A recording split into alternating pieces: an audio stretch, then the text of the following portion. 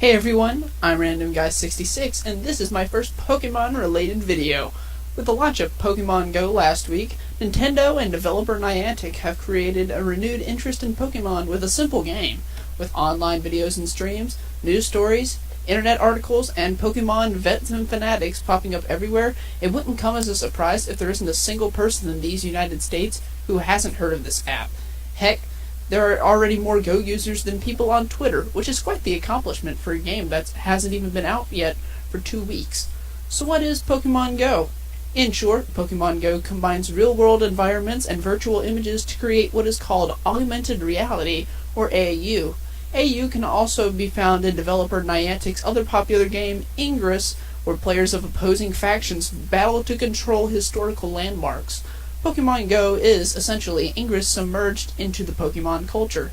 Pokemon Go uses AU to allow players to catch Pokemon, get items from Pokestops, and battle gyms. There are a few more technicalities, but you get the general idea. There are plenty of pros and cons to this game, and unfortunately there are many more cons than pros, so I have decided to start off with those. First off, this app crashes and freezes up more than any other app I have ever used, and I've used a lot. I consider you lucky if you can somehow get this app working for more than 20 minutes at a time. The game is constantly freezing up, forcing you to go through the ever-irritating process of trying to get the app running again. The game is often so difficult and slow to load that it isn't even trying to use on an older or slower phone, and the lag is real. The GPS system is often pretty inaccurate, making it difficult to play this game if you aren't exploring by walking. Not to mention, this game is tough on your phone's battery even with power saving mode on. I have personally lost half my phone's battery in 20 minutes just by playing this game. With this game often being the big struggle to actually launch, its instability clearly makes it the biggest con on this list. The second con of Go I have is sort of a smaller one, but still an important issue. I truly dislike the way that evolution and powering up your Pokemon is settled in the game. Every time you capture your Pokemon, you get a candy specific to that evolution line that allows you to either power up or evolve your Pokemon. The only thing about this I have a problem with is just about everything. Like I stated, the candy is specific to that evolution line and only that line. Not to mention, some of the candy amounts you need to evolve is absolutely ridiculous. Just look at Magikarp. This often leads you to catch sometimes dozens of a specific Pokemon just to evolve one of them. In a parallel to releasing your Pokemon in the original game, you can give them to the professor in exchange for candy. This is a very awkward concept to use in this game. I can sort of understand why the game would use the concept of candy, but it makes the idea of grinding a little too real. Next, the concept of teams also kind of gets under my skin. Clearly coming over from Ingress, the team concept forces players to choose a specific faction to alliance themselves with. Once picking a team, you must work towards defending the team's gyms as well as your team's own gyms, as well as working towards capturing other teams' gyms. You are only allowed to battle at another team's gym and can only train at your team's gyms. I didn't fully like this concept in Ingress, and I'm skeptical about its use in Go. Area favoritism and distribution is also a problem of many people. Pokestops and gyms are located at landmarks or areas with historical backgrounds.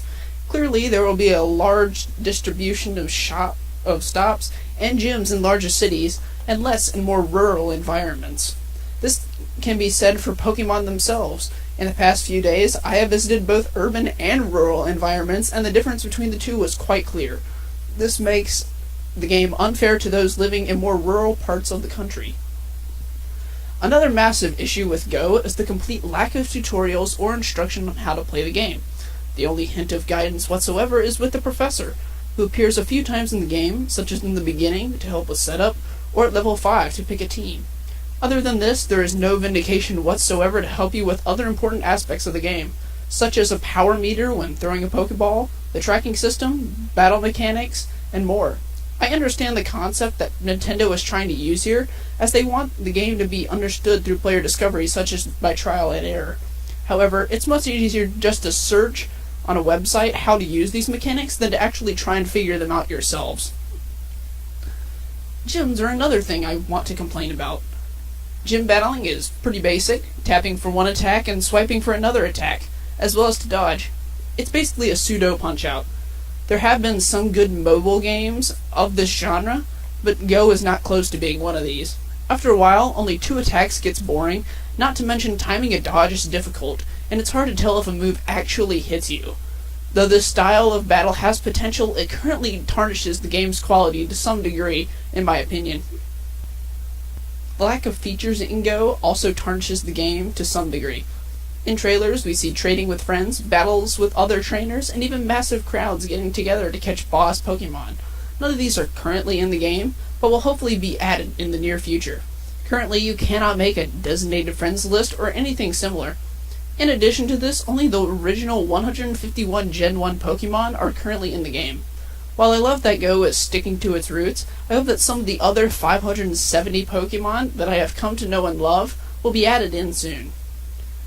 My last con and biggest personal fear for Pokemon Go is people's safety. Ever since the game's released almost 2 weeks ago, there have been dozens of reports and news stories on accidents that have happened to people while playing Pokemon Go. People falling off cliffs, trespassing on private property, and getting hit by cars. If you haven't already noticed, the human race can be pretty ignorant, and there is no doubt that soon there will be even worse injuries and accidents. So as the Gyarados on that Forsaken loading screen tells you, please pay attention to your surroundings. So now, if you haven't already downloaded the game, or maybe if you have, you're probably starting to doubt whether or not you really want it. I've listed so many cons, and have said previously that there are way more cons than pros, which is true, because in my mind, there's only one pro. But what I didn't tell you, however, is that the one pro heavily outweighs all cons combined, because this game is fun. Like, really fun. Despite there being so many reasons to doubt this game, it is still at the top of the App Store charts right now, and for good reason. Never before have I seen such a social connection on such a large scale. People of different cultures now have finally something they can both relate to, something that brings them together. While Ingress paved the way for location-based games, the combination with Pokemon has made an instant success. The ball-throwing minigame is simple yet surprisingly fun. The visuals in AU aren't mind-blowing, but are still quite advanced and look great. The camera mode makes for some cute, inspirational, or flat-out hilarious photos. And for the first time in probably forever, gamers now have a reason to actually go outside and get some exercise. Not to mention, the Poke craze is back thanks to Go, and there has been the highest level of interest in Pokemon since the year 2000, when the Poke craze was at its highest. In conclusion, this game has the potential to be one of the greatest apps ever conceived of, thanks to Niantic and Nintendo. Sure, it could use some work, but a few things, such as additional features, improved GPS tracking system, trading, and better battling, as well as reduced crashes, can truly make this game absolutely extraordinary. I hope Nintendo continues to work on this game, but for now, it's an exciting time to be a Pokemon fan, and I can't wait for more. Hope you guys enjoyed the video. Thanks for watching.